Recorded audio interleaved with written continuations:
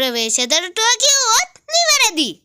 ඔබට පෙනෙන මේ හරිත තේ වතු අර ඈතින් පෙනෙන මොනරාගල කඳු වැටිය තමයි මෙම ප්‍රදේශයේ සුන්දරත්වය කියාපාන්නේ. කොත්මලේ ජලාශය ඇත්තේ අපිට කිලෝමීටර් 8ක් පමණ ඇති. සීතල සෞම්‍ය දේශගුණයක් තමයි මෙහි තිබෙන්නේ.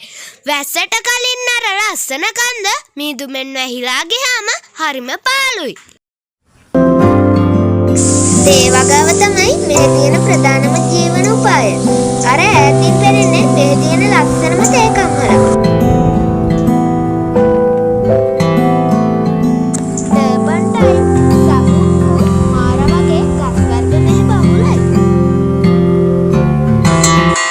කෝපි, කොකෝව, පුවක්, කරාඹු, කිතුල්, ගම්මිරිස්, කහ, ඉඟුරු, අලිකට පෙර වැනි රෝග මෙම ප්‍රදේශයේ බහුලව වැවෙනවා.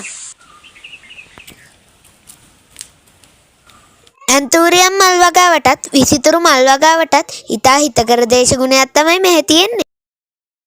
ජෛව විවිධත්වයෙන් අනූන පරිසර පද්ධතියකින් පවතින මේ පැත්තේ ඉන්න අපූර්ව සත්ව විශේෂයක් තමයි අපි දැන් පෙන්වන්නේ. මේ කූඩල්ල මැන එන හැටි බලන්නකෝ. ඇඟත් හිරි වැටෙනවා නේද? වැස්ස කාලෙට මෙයාලා තමයි මේ පොළවේ රජවරු.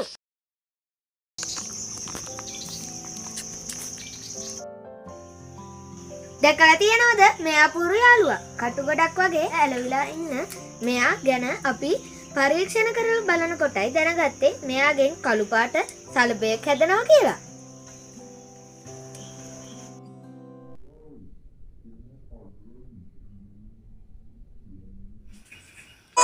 මෑත කාලේ ඉඳන් මේ පැත්ත වගාවට හානි කරන මේ ගොළු බෙල්ලෝ එක තැනකට එකතු වෙලා කතා කරන්නේ අද මොනවද කන්නේ කියලා වෙන්නේ නැති.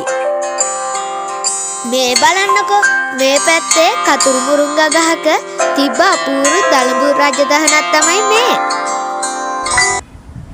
මෑත කාලේ තිත්වක් සුලිකුණාටුවෙන් අපේ පරිසරයටත් යම් හානි සිදු වුණා. කැලෑලි පෙහෙලිය හා මාර්ග සංවර්ධනය නිසා තැන් තැන්වල නාය ගිහින් තිබෙන ආකාරයයි මේ ඔබට දක්නට ලැබෙන්නේ. මේ ප්‍රදේශයේ කඳු පල්ලම් බහුල නිසා විශාල වශයෙන් බැමි ඉදි කරනවා.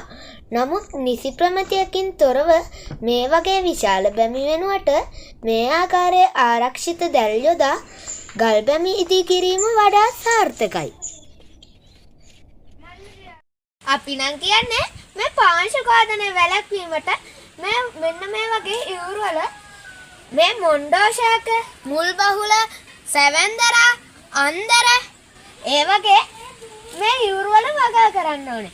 මේ ගවේෂණයෙන් හඳුනාගත්ත දේ තමයි මේ පරිසරයේ පස කාදනය වෙන්නේ සහ පස නිසරු වන්නේ මිනිසුන්ගේම ක්‍රියාකලාපය නිසා. තව දෙයක් තමයි කඳුකරය කරන ඉදිකිරීම විධිමත් ලෙස ඉදිකර විටද මේ පාංශු කාදනය වළක්වා ගන්න පුළුවන්.